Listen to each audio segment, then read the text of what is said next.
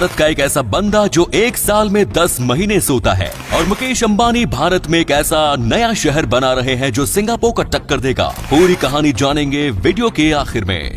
Number 9। हर कोई चाहता है कि उसकी शादी हटके हो, और शादी को यादगार और हटके बनाने के चक्कर में कई लोग रूल्स रेगुलेशंस की ऐसी धज्जियां उड़ाते हैं कि पुलिस के पास उन्हें अरेस्ट करने के अलावा कोई और ऑप्शन बचता ही नहीं। ऐसा ही देखने को मिला पुणे में शादी के दौरान 23 साल की दुल्हन एसयूवी के बोनेट पर बैठकर अपने शादी के समारोह में जा रही थी, और उसके साथ चल रही बाइक पर बैठा वीडियोग्राफर उसके वीडियोस बना रहा था। दुल्हन का ये वीडियो इंटरनेट पर काफी वायरल हुआ, और पुणे पुलिस ने दुल्हन और वीडियोग्राफर समेत कार में बैठे कुछ लोगों को ट्रैफिक रूल्स तोड़ने के जुर्म में अरेस्ट कर दिया। अब दीदी जेल में शादी का जश्न मना रही है। नंबर 8। रामायण में आपने कुंभकर्ण का जिक्र तो सुना ही होगा, जो लगातार 6 महीने सोया करता था। पर आज हम आपको एक रियल लाइफ कुंभकर्ण से मिलवाने जा रहे हैं, जो साल में 300 दिन सोता है। मिलिए पुरखराम से। राजस्थान के नागपुर डिस्ट्रिक्ट के भादवा गांव के रहने वाले 42 साल के पुरखराम साल के 10 महीने सोते हुए बिताते हैं, और इसका कारण है उनका रेयर सिंड्रोम, जिसका नाम है एक्सिस हाइपरसोमनिया। इस सिंड्रोम से ग्रस्त व्यक्ति कई घंटे लगातार सोता ही रहता है। पुरखराम 23 साल के थे जब वे इस सिंड्रोम के शिकार हुए।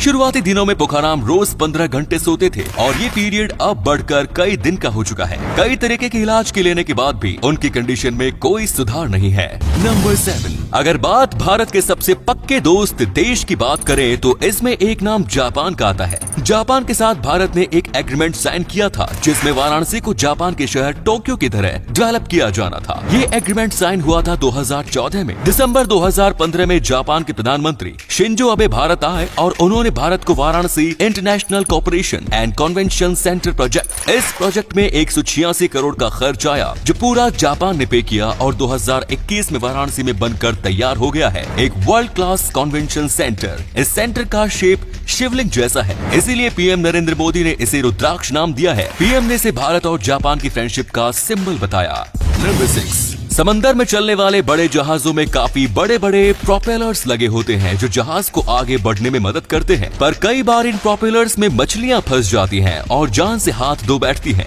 ये प्रोपेलर इतने खतरनाक होते हैं कि उसमें फंसने वाली मछलियां जिंदा नहीं बच पाती। पर फोटो में दिख रही इस मेल व्हेल को बोट के प्रोपेलर ने कुछ इस तरीके से काट दिया, बावजूद इसके ये व्हेल जिंदा बच गई। ये व्हेल 2001 में बोट के प्रोपेलर का शिकार बनी थी, पर ये अभी तक जिंदा है और सही सलामत है। इस व्हेल को अब लोग प्यार से ब्लेड रनर के नाम से बुलाते हैं। इसके शरीर पर मौजूद प्रोपेलर में घाव अभी भी साफ देखे जा सकते हैं। नंबर 4। टाइम पर कई ऐसी भविष्यवाणी की गई है जो काफी हद तक सच साबित हुई है, पर कई भविष्यवाणी ऐसी भी हुई जिनका कोई तुक नहीं था। और ऐसी ही एक भविष्यवाणी की गई थी 1964 में। अमेरिका की non profit global policy think tank Rand Corporation ने कहा था कि 2020 तक हमारे पास कई ऐसे वेल ट्रेन्ड बंदर होंगे जो हमारे लिए मेड और ड्राइवर का काम करेंगे।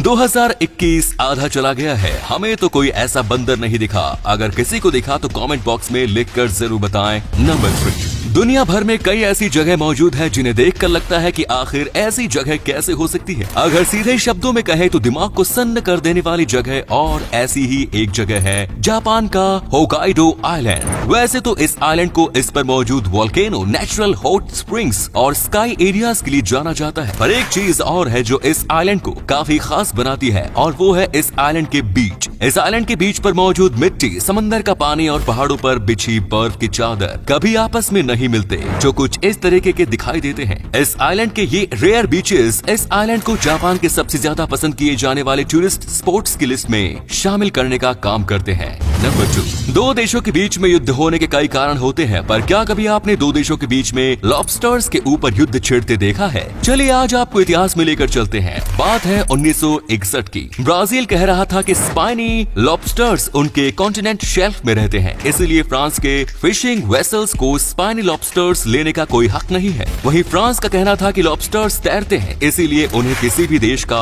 फिशिंग वेसल कलेक्ट कर सकता है। इस पर दोनों देशों के बीच लॉबस्टर्स वॉर छिड़ गई, जो कि 1963 तक चली। इसके बाद ब्राजील ने अपने टेरिटोरियल वाटर्स को 160 किलोमीटर से बढ़ाकर 370 किलोमीटर तक कर दिया। इसमें स्पाइनी लॉबस्टर्स का बैट भी शामिल था, और ऐसे इस युद्ध का अंत हुआ।